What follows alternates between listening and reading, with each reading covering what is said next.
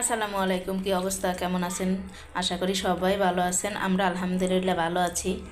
ভূমিকম্পের কারণে মনের মাঝে ভয়ভীতি কাজ করে, রান্না বান্না করতেই মন চাচ্ছে না। কিন্তু খাবার এমন জিনিস যা না হলে চলেই না। যত কষ্টই হোক না কেন রান্না বান্না করতেই হয়। অসুখ বিসুখ যত যাই হোক, রান্না ছাড়া কিন্তু উপায় নেই। বাহিরের খাবার খাওয়াটাও ঠিক না। তো কষ্ট হোক যাই হোক, রান্না করতে চলে আসলাম। যেহেতু বাচ্চা কাচ্চা আছে, আজকে একটু আচার তৈরি করব, মাংসের আচার। এই আচারটা যদি করে রাখা যায় তাহলে কিন্তু যারা চাকরি করেন তাদের জন্য উপকার, আবার আমরা যারা ঘরে ব্যস্ত মা তাদের জন্যও কিন্তু অনেক উপকার হয়। বড় দুটি মেয়ে স্কুলে যায়, ওরা স্কুলে যাওয়ার সময় এই আচারের এক টুকরা আর একটু ডাল হলেই কিন্তু সুন্দর মতো খাবারটা খাওয়া হয়ে যাবে। আচার করতে যা যা লাগবে আমি সেগুলোই তৈরি করে নিচ্ছি।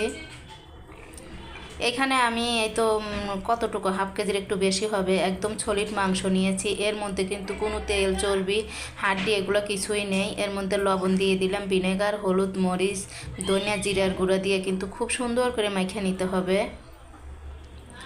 এখন দিয়ে দেবো একটু আদা রসুন বাটা। এটা দিয়ে আমি প্রায় 1-1.5 ঘন্টার মতো রেখে দেব। তাহলে কিন্তু মাংসের ভিতর সুন্দর মতো মশলাগুলো ঢুকে যাবে। আবার দেখা যায় ভিনেগার দিয়েছি, মাংসটাও নরম হয়ে যাবে। আচার যেহেতু পাঁচফোড়নের গুঁড়ো না হলে কিন্তু চলেই না, তো এই কারণে আমি এই তো শুকনো মরিচ আর পাঁচফোড়নটা ভেজে নিলাম। এটা আমি ঠান্ডা হওয়ার পরে পাটায় গুঁড়ো করে নিব। এটা সরিষার তেল, সয়াবিন তেল দুটো দিয়েই বানানো যায়। আমি অল্প পরিমাণে সরিষার তেল দিয়েছি আর সয়াবিন তেল দিয়ে দুইটা মিশিয়ে দিয়েছি, তাহলে আচারের টেস্টটা একটু ভালো আসবে। এর মধ্যে কিছু মশলাও দিয়ে দিচ্ছি, শুকনো মরিচ ফোড়নে দিয়ে। এই তো দেখেন মাংসগুলো কিন্তু এই তেলের উপরে আমি কষিয়ে নিব।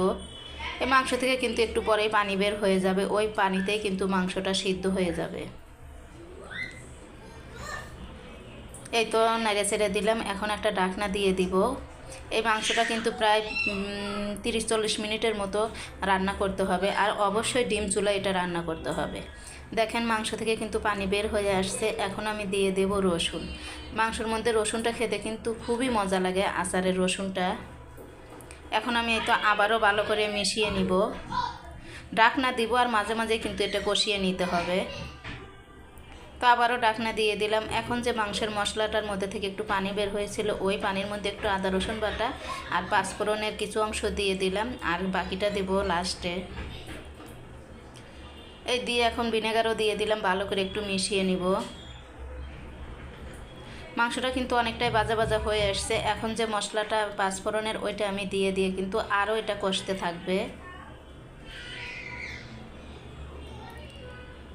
তো এই তো আমি সব কিছু মিশিয়ে নিয়েছি। মোবাইলে চার্জ নাই, কতটুকু করতে পারবো জানি না।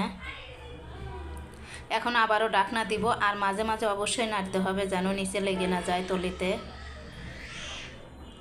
আরও 10-15 মিনিট করলে কিন্তু একদম লাল লাল হয়ে আসবে, তখন আমি আপনাদের আবার দেখাবো। তো আজকের মতো ভিডিওটা এ পর্যন্ত। সবাই ভালো থাকবেন, দেখা হবে নেক্সট ভিডিওতে। আল্লাহ হাফেজ।